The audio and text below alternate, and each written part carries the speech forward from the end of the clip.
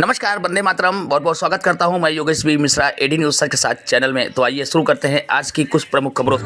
शहर के पांडेसरा थाना क्षेत्र में कुछ जगहें ऐसी हैं जहां पर बड़ी बड़ी झाड़ियां पुलिस के लिए परेशानी का सबब बन रही है। ऐसे में कई घटनाएं होने की आशंकाएं होती हैं। यहाँ झाड़ियों के बीच अपराधी छिपे रहते हैं। इसके साथ ही रात के समय राहगीरों को भी भय और डर बना रहता है। पूर्व में भी पांडेसरा पुलिस थाना क्षेत्र में आने वाले इन जगहों पर कई हत्या, दुष्कर्म, छेड़छाड़, अनैतिक धंधे जैसे मामले बने हैं।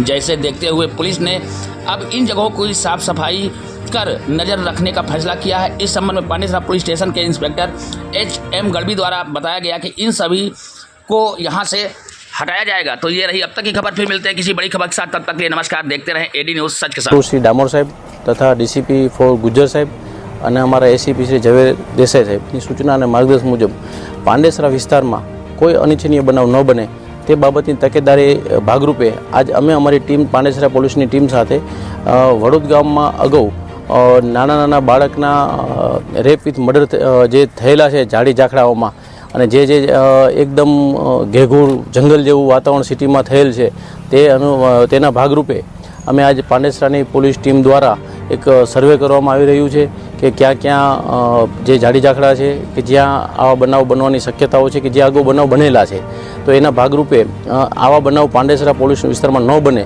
એની તકેદારીના ભાગરૂપે એક અમે આજ સર્વે કરવામાં આવ્યું છે અને પાંડેસરાની દીકરી એટલે અમારી દીકરી છે, પાંડેસરાનું બાળક એ અમારું બાળક છે એ ભાવનાથી આજ અમે સર્વે કરી અને જ્યાં જ્યાં આવા ઝાડી ઝાખડા છે, જ્યાં અવાવરૂ જગ્યા છે કે જ્યાં આવો બનાવ બની શકે છે એના ભાગરૂપે આજે અમે એક અમારી ટીમ સર્વે કરી રહી છે અને આગામી દિવસોમાં એનું રિઝલ્ટ લાવવા માટે કે જ્યાં જ્યાં ઝાડી ઝાખડા છે તે બધું કાઢી અને એને એકદમ મેદાન જેવું કરી જેથી કોઈ બનાવ બને તો સામે દેખાય અથવા તો કોઈ આવો બનાવ ન બને એના ભાગરૂપે એક અમે આયોજન કરવામાં આવેલું છે।